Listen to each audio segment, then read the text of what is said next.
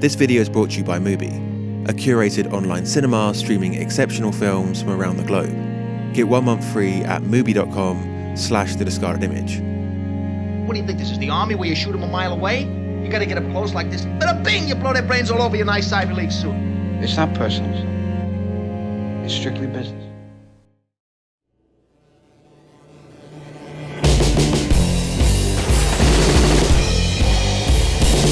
Do you renounce Satan? Let's not beat around the bush. Who said that? If you're watching this video, and if you call yourself a film enthusiast, chances are you feel a certain way about Al Pacino.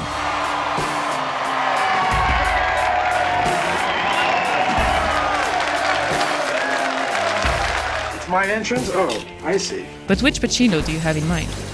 Are you thinking of the bombastic, slightly ridiculous, perhaps overacting Al of the 1990s? Give me all you got! Listen. Give me all you got! Because she got a great ass!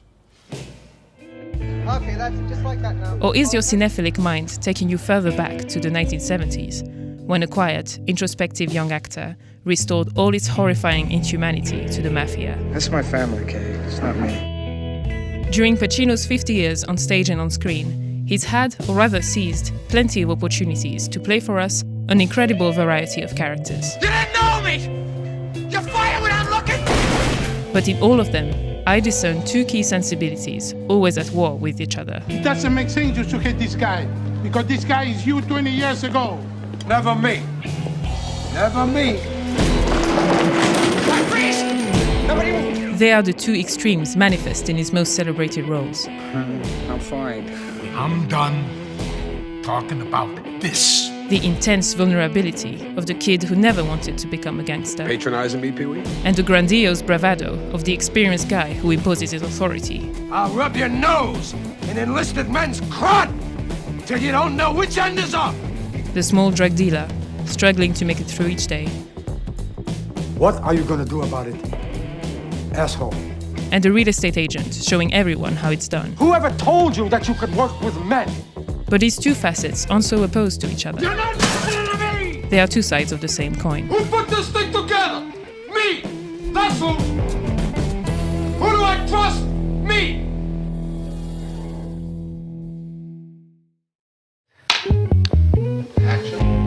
Pacino started his acting career from a precarious place, but one that ended up being well suited to his early incarnation as a vulnerable outcast. His class and Italo-American origins It's good, it's good. were not the flavor of the day in the late 60s. You work your side of the street, and I'll work mine. Taxi driver is sort of But as Hollywood was approaching its renewal, with younger, more adventurous directors taking the reins, Nothing is so terrible as a pretentious movie. it needed more unusual, interesting faces. I wanna...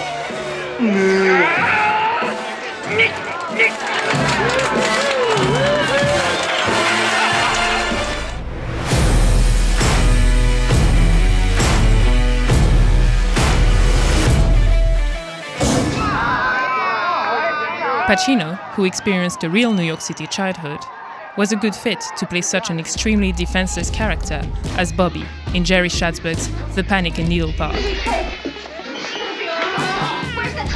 Bobby, a drug dealer and more than occasional heroin user, has early traces of the swaggering Pacino of later years.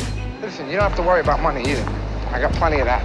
But this confidence masks the character's desperation, drug addiction, and romantic codependency. I was gonna marry you! And I was gonna marry a whore! One should never come back. Playing a homeless heroin addict in your first leading role is quite a statement. Instead of feeling limited by his background, Pacino took advantage of his unusual profile. But wait a minute, I'll get him on the wire. Hold on there. To play characters that classical Hollywood actors couldn't touch. Whatever you do, Jim Boy, keep your bloody hand off me there!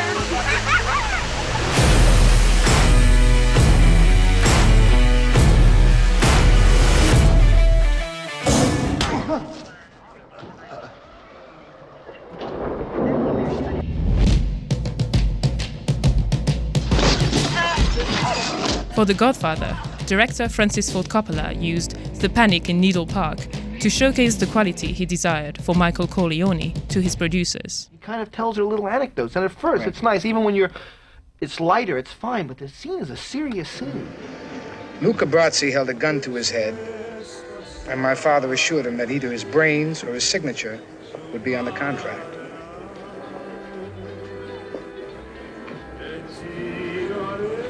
It's a true story. Michael shares Bobby's feeling of vulnerability. He's the only Corleone who doesn't want to take part in the illegal family business and sees his bright future ruined when his responsibility towards his father forces him back into the fold. You know my father. Men are coming here to kill him. You understand? But famously, Pacino almost got fired from the shoot. The producers didn't understand why he was playing Michael as such a quiet, boring guy. I didn't see Michael as a gangster, Pacino told The New Yorker in 2014. I saw his struggle as something that was connected to his intelligence. To play that, Pacino thought he had to wear it inside himself and find a way to avoid, as much as he could, the obvious. It was this scene that convinced the producers. Holding his head before he goes to kill some men point blank, Michael reveals that under his quietness lies a paralyzing fear.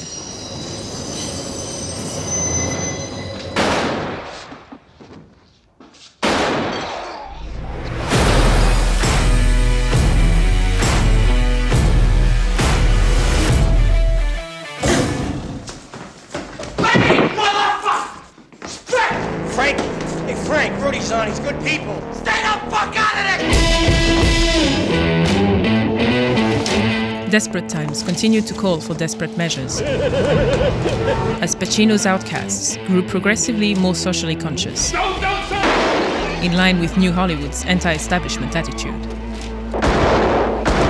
your guns down! Put your guns down! Come watch it for the TV, guys! They kill us all! Sidney Lumet's Serpico, as well as his 1975 film Dog Day Afternoon, both told the true stories of justice warriors. Here, let me give you yours now. I'm not on. What do you mean you're not on? These roles allowed Pacino to take his vulnerability in new directions. Instead of being only a victim of the system, Al was now rebelling.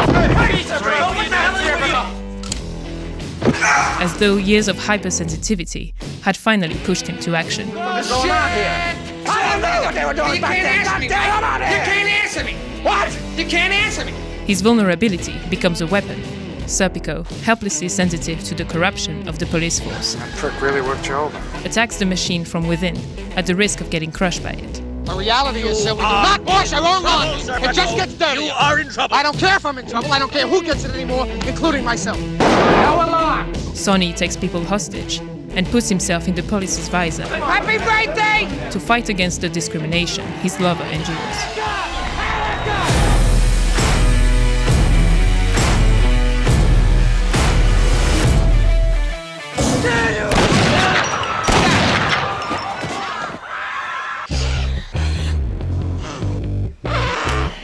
Manny, look at it. Pelican fly. Come on, Pelican.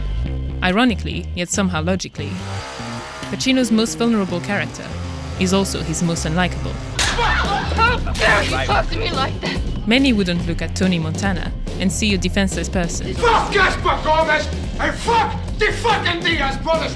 Fuck them all. But from the beginning of the film, Pacino and director Brian De Palma make clear that Tony starts from a delicate position. Motherfucker, you fuck. I kill a communist for fun. But for a green card, I'm gonna carve him up real nice. Tony was never meant to get the money, the power, and the women. A Cuban emigre, he arrives in America already full of rage and defensiveness. Don't be calling me no fucking dishwasher. I'll kick your fucking monkey ass all over the De Palma repeatedly has the camera circling around Pacino, Where'd you get the beauty scar, tough guy? as though he were a dangerous beast, hopelessly caught in the cage of the capitalist American system. You need people like me so you can point your fucking fingers and say, that's the bad guy. basic psychology would explain Montana's aggressive outbursts. Fuck you kidding me? Hey, what the fuck you? Fuck you, man. As the result of feeling your ego constantly threatened. Who the fuck do you think I am, you fucking dumb boy? From his modest beginnings on American soil, to his rise to the top, where he gains a lot of enemies. Say hello to my little friend! Montana has countered his inferiority complex by making himself look bigger. Bravado is his shield, even if it doesn't stop bullets.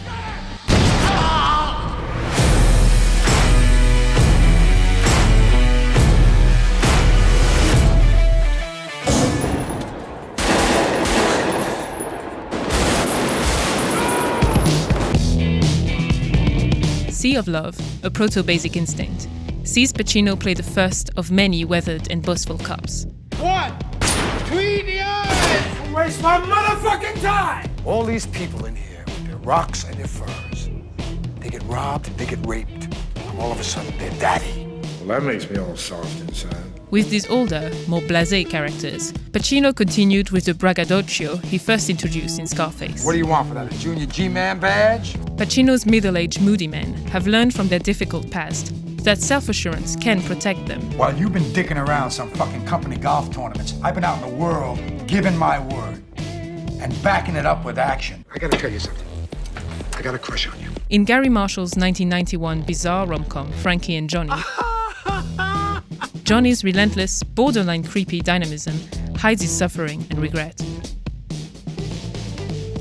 Ricky Roma, in James Foley's Glengarry Glen Ross, can insult his young colleagues. You fairy! You company man! Because he has no time to play nice, and uses his sales prowess as a shield of pride. You never open your mouth till you know what the shot is. The same way Lowell Bergman, in Michael Mann's The Insider, lives and dies on his journalistic reputation. When I came on this job, I came with my word intact. I'm gonna leave with my word intact. Fuck the rules of the game.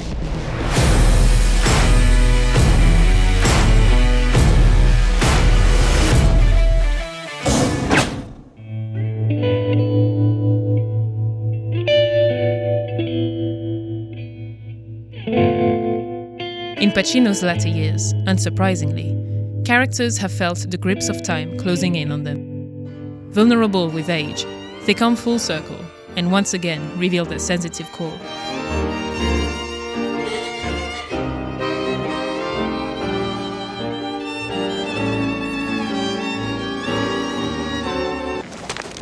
Are you blind? Are you blind?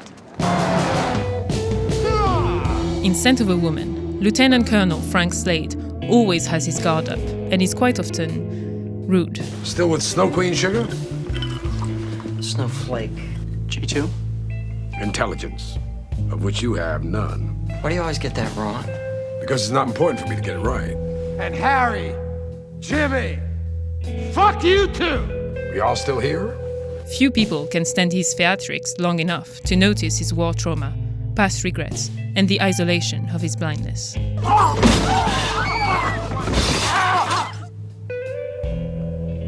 rotten. Let him go. Get him out of here. In Carlito's Way, the second collaboration with De Palma, Pacino's reformed drug dealer is also ashamed of his past. I know you heard this rap before. Your Honor, I mean it. This is the truth. I changed. After leaving prison, he's determined not to fall back into old, brash, Scarface-like ways. Come on, I'm waiting for you! But despite feeling like a changed man, he still falls prey to his ego. You ain't like me, motherfucker. You a punk. I've been with made people. You people. Am I beneath you? Definitely. In The Irishman, Pacino reveals that the bigger the ego, the more sensitive it is. Lower your fucking voice. You telling me to lower my voice? Lower your fucking voice. Sucker. I'll rip your fucking head off. Hoffa's grandiose eccentricity and stubbornness are extreme, even for Pacino. He is beloved and loves the stage, but he also cherishes moments when he can let his guard down with his best friend, or just be a kind old man.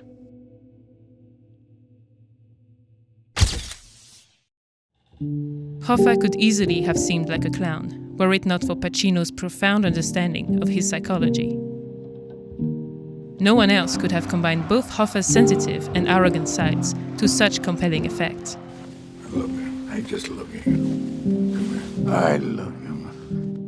His understanding of human fragility includes all the ugly ways in which we try to hide it and seem strong. And he's never judged his characters for these weaknesses. He knows that they are, in fact, strengths. Are you tough? Well, I don't know what that means. I wouldn't... Tough? Do I look tough? Toughness, I think what comes from toughness is because you're trying to cover something, isn't it, usually? A certain sensitivity, or a certain vulnerability. That's toughness. I wouldn't know if I am or not. Are you vulnerable? You'd have to. I wouldn't know that either. I would imagine I am.